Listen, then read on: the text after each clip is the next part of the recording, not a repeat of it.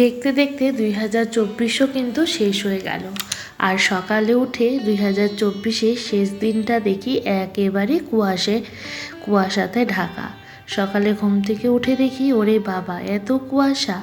তো যাই হোক, কাজকর্ম তো শুরু করতেই হবে, কুয়াশা থাকুক আর রোদ থাকুক, তাই না? তবে কুয়াশা থাকলে কিন্তু অনেক আলসেমি লাগে, মনে হয় একটু শুয়ে থাকি, কিন্তু কি করা যাবে, সবার তো আর একই রকম হয় না। অনেকেই আছে এই শীতের সকালে অনেকটাই দেরি করে উঠে, আর সবার সেটা হয় না, আমারও সেটা হয় না। যতই কুয়াশা পড়ুক যাই পড়ুক, আমাকে সেই সাত সকালেই ঘুম থেকে উঠতে হয়। তারপরে এদিকে দেখো মা বানিয়েছিল চা, আমি চা আর পরোটা দিয়ে আজকের সকালটা কিন্তু শুরু করলাম। আর মেয়ে কিন্তু উঠেছে অনেক দেরিতে, এখন প্রায় সকাল 10টার উপরে বাজে। ওর মণিমা এসে ডেকে তারপরে কিন্তু মেয়েকে তুললো। আসলে কি, যেহেতু স্কুল বন্ধ, প্রাইভেট বন্ধ, পরীক্ষা হয়ে গেছে, ছুটি, তো সেজন্য আমিও কিন্তু আর ডাকাডাকি করছি না, কারণ এরপরে কিন্তু সেই ওকেই সকাল সকাল অনেক সকালেই উঠতে হবে। সকাল 7টার মধ্যে উঠে যেতে হবে, রেডি হয়ে স্কুলে 7:30টার মধ্যে তো স্কুলে বেরিয়েই যেতে হবে। তো এই ঠান্ডাটার মধ্যে খুবই কষ্ট। তো যে কয়দিন স্কুল ছুটি রয়েছে সে কয়দিন না হয় একটু দেরি করেই উঠুক। আর যেহেতু আমরা কোথাও ঘুরতেও যাইনি, কিছুই না, সবাই তো ঘুরতে গেছে মামা বাড়ি, কিন্তু আমার সবার ভাগ্যে তো আর সব কিছু হয় না। সবাই কিন্তু আর বাপের বাড়ি ঘন ঘন যেতেও পারে না, থাকতেও পারে না, সবার আর সবটা হয় না। তো যাই হোক, আমার সারাটা শোন এই বাড়িতেই কাটে। তো এই বাড়িটাই হচ্ছে সব কিছু বলতে পারো। এখানেই আনন্দ, এখানেই দুঃখ, এখানেই কষ্ট, এখানেই মজা, এখানেই সব কিছু। তো এইদিকে দেখো, তোমাদের সঙ্গে কথা বলতে বলতে কিন্তু বিছানা তোলা প্রায় কমপ্লিট হয়ে গেল। তবে মনের কথা বলার একটা খুব ভালো ঠিকানা এটা, তাই কখনো কখনো অনেক ইমোশনাল কথা বেরিয়ে পড়ে। তো তোমরা কোনো কিছু কিন্তু মনে করো না। তো তোমরা সকলে কিন্তু নতুন বছরটা খুব ভালো করে কাটিও। আর আজ যেহেতু বছরের শেষ দিন, এই দিনেও কিন্তু সবাই পিকনিক যায়, ঘুরতে যায়। তো তোমরাও কিন্তু সবাই ঘুরতে যাও, পিকনিক করো, অনেক অনেক মজা করো, ঠিক আছে? ভালো ভালো সময় কাটাও, কারণ ভালো সময় কাটানোটা জীবনে খুবই দরকার, খুব দরকার। কারণ ভালো সময়গুলোই কিন্তু জীবনে মনে রাখতে হয়, আর খারাপ সময়গুলো কিন্তু জীবনে কিন্তু একদমই মনে রাখতে নেই। এদিকে দেখো আমার বিছানা তোলাও প্রায় কমপ্লিট হয়ে গেল। আর শীতের দিনের বিছানা তোলা বুঝতেই তো পারো কত ঝামেলা। বালিশ, কাঁথা, কম্বল দিয়ে বিছানা প্রায় একদম জমজমাট, বিছানা জমজমাট হয়ে থাকে, ঠিক আছে? কোনো জায়গার ফাঁকা থাকে না।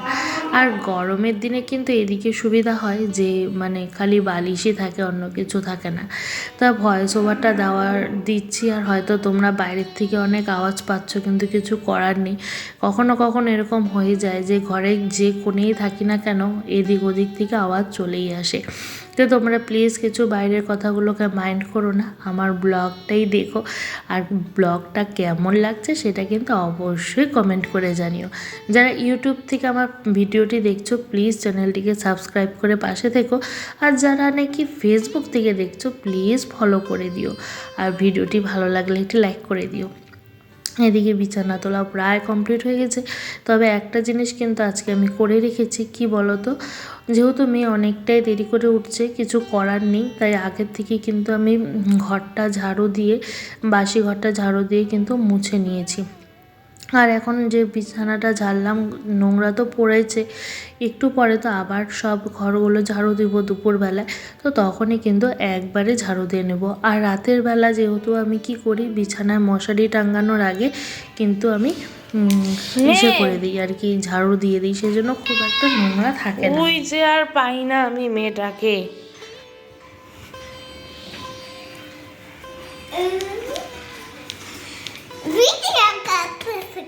ধরো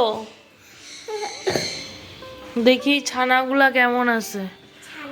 ছানা, এই যে ছানা দেখা যাচ্ছে, এই দেখো বড় হয়েছে, অনেকটা বড় হয়েছে। ঠোঁটগুলা কি বড় বড়, ঘুঘু পাখির ঠোঁট এত বড় বড়। হাই গে, কি করছে পাখিগুলা।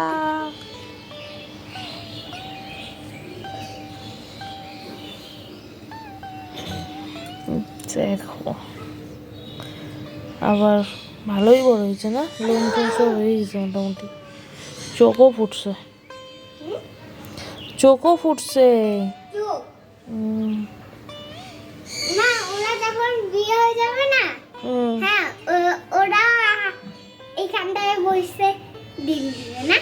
ওদের বিয়ে হয়ে যাওয়ার পর ওরা এখানে বসে আবার ডিম দিবে? হ্যাঁ ঠিক। ওরা তো ভাই বোন।